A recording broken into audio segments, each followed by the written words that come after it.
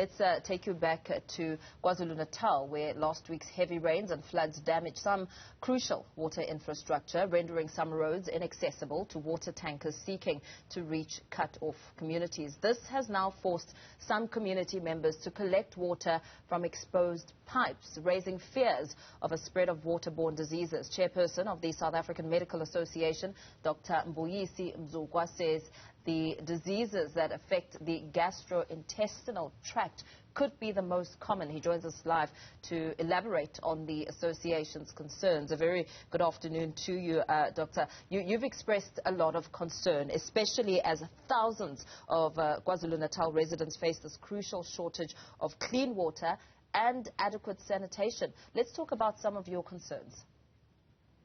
Good afternoon, Paul, and good afternoon to your viewers, and thanks for having me in your program. This is really just a warning shot from the association, both to the public and also to government. You will, like you said in your introduction, that KwaZulu-Natal has been hit by floods, and that has damaged the water infrastructure, and that has led to people, looking for water from, contaminated sources.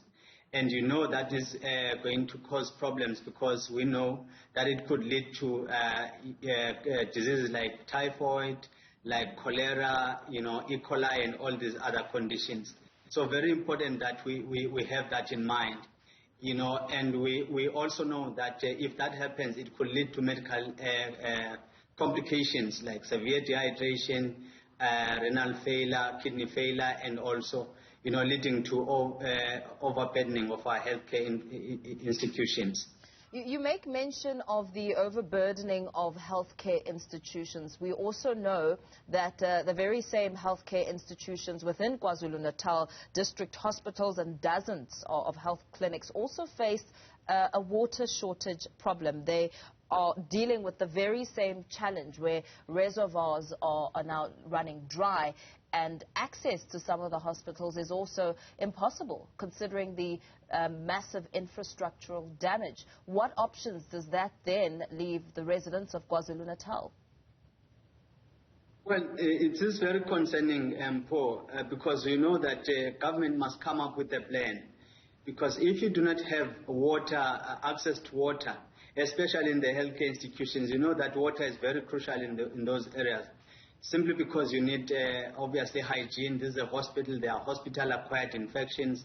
You also need water in theater for scrubbing and all these other things, but also do, linen and everything else there. So very important that we have water. So there must be a plan in place by government to make sure that there's no shortages of water in the healthcare institutions. But also, we need to be preventive in our approach, because we need to make sure that there is access to water, to communities. Communities must not run out of water, because if that is the case, then they will get alternative ways of getting water from contaminated sources, and then we'll have a problem, from that angle.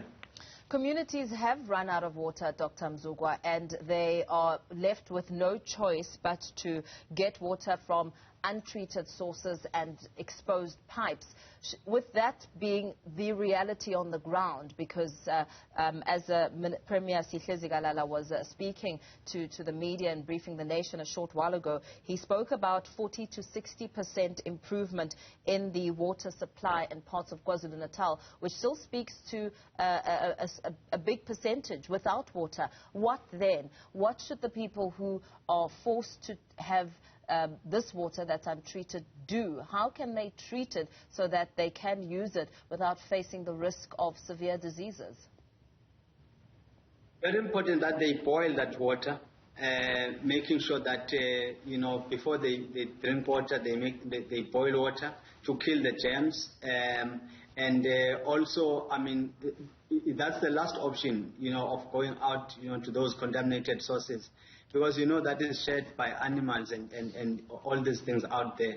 But we also insist that government must still provide water to those areas, because you can't push communities to get water to those areas. We really don't want communities doing that.